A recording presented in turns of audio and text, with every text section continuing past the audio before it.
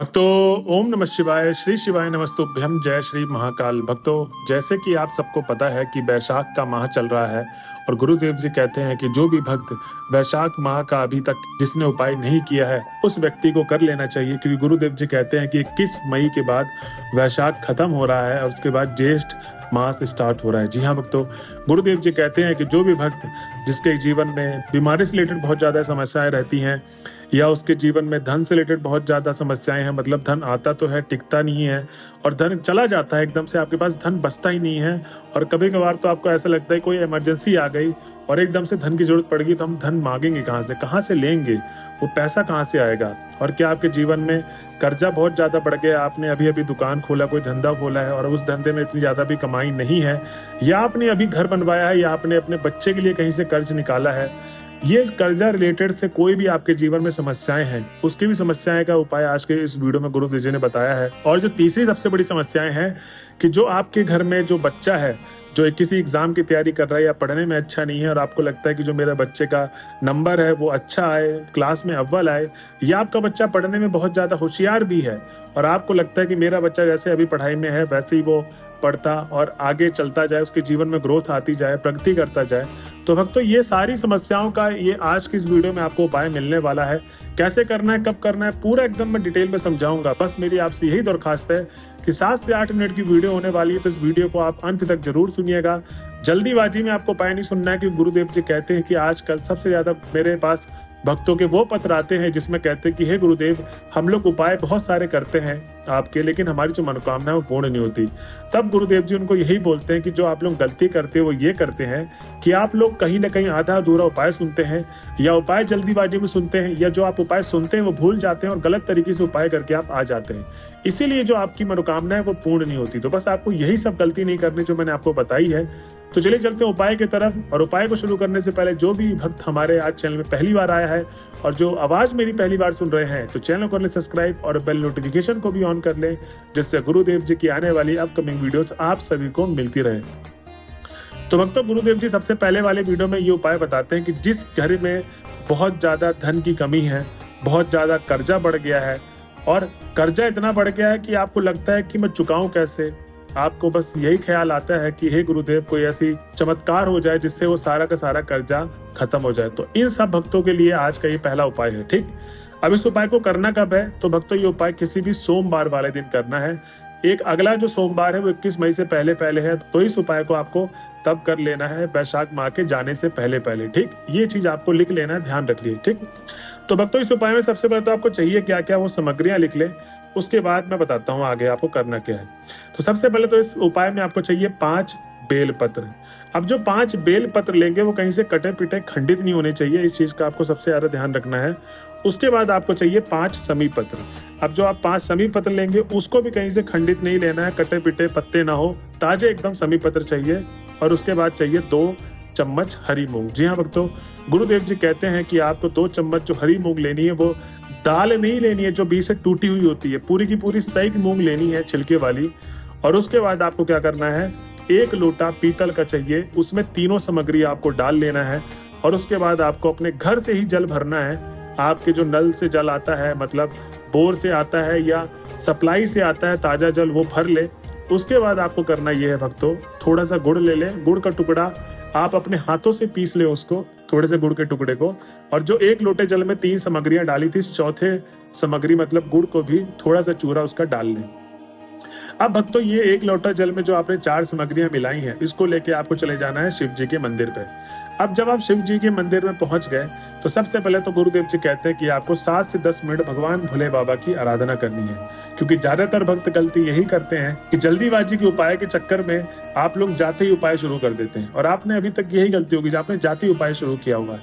लेकिन वो भक्त जो उपाय शुरू करने से पहले 7 से 10 मिनट भगवान भोले बाबा की आराधना करते हैं, उनके मंत्रों का उच्चारण करते हैं, उनके नाम का जाप करते हैं, उसके बाद जो मनोकामना मांगते हैं उनकी मनोकामना भगवान भोले बाबा अवश्य पूरी करते हैं। तो भक्तों, सबसे पहले आपको जाते ही उपाय शुरू नहीं करना है, जाके 7 से 10 मिनट भोले बाबा की आराधना करनी। अब आपको क्या करना है भक्तों, जब आप 7 से 10 मिनट आराधना कर लेंगे तो आपको करना ये कि उत्तर दिशा की तरफ आपको मुख करना है अपना। जी हाँ भक्तों, उत्तर दिशा की तरफ मुख करके शिवलिंग के सामने आपको खड़े हो जाना है। ठीक, अब जो आपका शिवलिंग का सामने वाला भाग दिख रहा है, आपको करना यह है कि जो आप 1 लोटे जल में वो 4 सामग्री मिलाकर गए थे, उन चारों को ही मतलब जो 1 लोटा जल अर्पित करेंगे, उस 1 लोटे जल को अर्पित करने का तरीका बताया गुरुदेव जी ने कैसे करना है। क्योंकि कुछ भक्त तो ये होते हैं कि सीधे ही जाते उड़ेल देंगे पूरा का पूरा जल, ऐसे नहीं करना है पहला। दूसरा, कुछ बूंद बूंद डालते हैं, 1 बूंद, फिर 1 सेकंड बाद आएगा, फिर 1 बूंद, फिर 1 सेकंड बाद आएगा, तो ये भी आपको नहीं करना है। जो तीसरा वाला गुरुदेव जी ने बताया है तरीका, उस तरीके से आपको करना है। वो तरीका ये है कि जैसे आप नदी को देखते हैं, एक ही लय से बहती रहती है, ना ज्यादा तेज बहती है ना ज्यादा धीरे बहती है, एक ही लय रहती है, ठीक। जैसे पंखे की एक ही हवा होती है, ना ज्यादा तेज ना धीरे, जब उसको आप धीरे करेंगे तो धीरे होगा।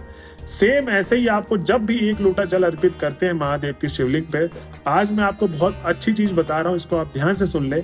तो जब भी आप 1 लोटा जल अर्पित करें तो एक ही लय में करें। जो जल गिर रहा होगा शिवलिंग के ऊपर, धारा बन रही होगी, वो एक ही धारा होनी चाहिए।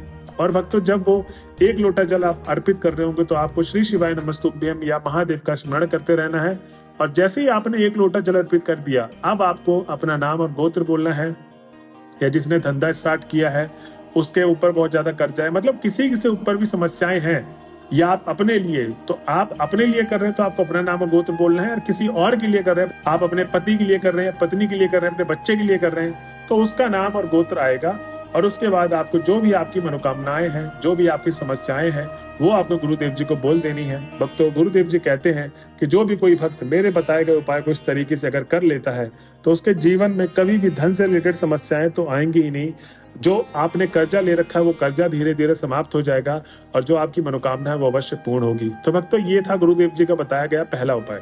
अब भक्तों, बहुत सारे लोग बोलेंगे गुरुदेव जी आपने तो समय बताया ही नहीं, आपने दिन तो बता दिया सोमवार के दिन। तो भक्तों, सोमवार के दिन ब्रह्म मुहूर्त के समय से लेके, मतलब 4 साढ़े 4 के बीच से लेके सुबह 8 बजे तक और शाम को 6 से लेके 8 बजे तक कभी भी इस उपाय को आप कर सकते हैं। तो चलिए चलते हैं भक्तों, गुरुदेव जी जो दूसरा उपाय बताए हैं, जो आपके बच्चे के रिलेटेड है। जो बच्चा बहुत ज्यादा पढ़ाई में कमजोर है, उसके नंबर के लिए आप उपाय करना चाहते हैं, उसका पढ़ाई में अच्छा हो जाए, उसके जीवन में प्रगति अच्छा करे, जो भी, मतलब अगर आपका बच्चा कोई स्पोर्ट्स खेलता, गेम खेलता है, उसके प्रगति के लिए आप करना चाहते हैं, मतलब आप अपने बच्चे के ग्रोथ के लिए वो उपाय कर सकते हैं। ये उपाय इस तरीके से है, ये है, सबसे पहले तो गुरुदेव जी बताते हैं आपको ये 5 कनेर का फूल वाला उपाय। ये उपाय इतना कारगर सिद्ध उपाय है कि जो भी माताएं अभी तक अपने बच्चों को की हैं, उनको रिजल्ट मिला है, उनको मनोकामना पूर्ण हुई है। तो आपको 5 कनेर के फूल वाला ये उपाय ध्यान से सुनना है, और करना कैसे कैसे इसको लिख लें, ठीक। सबसे पहले तो आपको 5 कनेर के फूल चाहिए, पीले वाले, सफेद वाले नहीं, पीले वाले चाहिए आपको 5 कनेर के फूल। अब जब आप 5 कनेर के फूल ले लेंगे, अब ये उपाय आप किसी भी दिन कर सकते हैं भक्तों, इस चीज को भी आप लिख लें। सोमवार के दिन पहला वाला उपाय करना था, ये वाला किसी भी दिन कर सकते हैं। 21 मई से पहले पहले करना है, इस चीज का बस आपको ध्यान रखना है, वैशाख माह से पहले पहले, क्योंकि ये वैशाख माह का मैं उपाय बता रहा हूँ आपको। तो अब जब सबसे पहले आपने 5 कनेर का फूल ले लिया, अब आपको सीधा चले जाना है महादेव के मंदिर में। भक्तों, गुरुदेव जी जैसे बताते हैं कि आपको 7 से 10 मिनट भगवान भोले बाबा की आराधना करनी है, उसके बाद ही उपाय शुरू करना है, वैसे ही आपको करना है, ठीक। अब जब आप 7 से 10 मिनट भगवान भोले बाबा की आराधना कर लिए, सबसे पहले तो आपको करना क्या है कि शिवलिंग के सामने उत्तर दिशा की तरफ मुख करके खड़े हो जाएं। जी हाँ भक्तों, उत्तर दिशा की तरफ मुख करके शिवलिंग के सामने आपको खड़े हो जाना है। अब आपको करना यह है कि जो शिवलिंग का सबसे ऊपर वाला भाग होता है, वहां पर आपको पहला कनेर का फूल अर्पित करना है। उसके बाद अशोक सुंदरी वाले स्थान पे जो दाएं हाथ में है, वहां पर आपको दूसरा फूल अर्पित करना है। और तीसरा फूल आपको हस्त कमल में अर्पित करना है। चौथा फूल गणेश जी के स्थान पे जो बाएं हाथ में विराजमान होते हैं शिवलिंग के, वहां पर आपको चौथा फूल अर्पित करना है। और 5वां फूल जलाधारी वाले भाग में आपको एकदम लास्ट में जहां से जल गिर रहा होता है, वहां पर आपको 5वां कनेर का फूल अर्पित करना है। भक्तों, गुरुदेव जी बताते हैं कि जब भी आप 5 फूल अर्पित कर रहे होंगे, जितना समय लगेगा उसमें आपको श्री शिवाय नमस्तुभ्यम का जाप या हर हर महादेव या जो भी आपको महादेव का मंत्र याद है, वो आपको बोलते बोलते ही ये कनेर का फूल अर्पित करना है। अब जब आप 5 के 5 फूल अर्पित कर देंगे, तो अब आपको अपने बच्चे का नाम और गोत्र बोलना है, और जो भी समस्याएं हैं उस बच्चे के जीवन में और जो भी आपकी मनोकामनाएं हैं, वो भोले बाबा के सामने बोल देना है।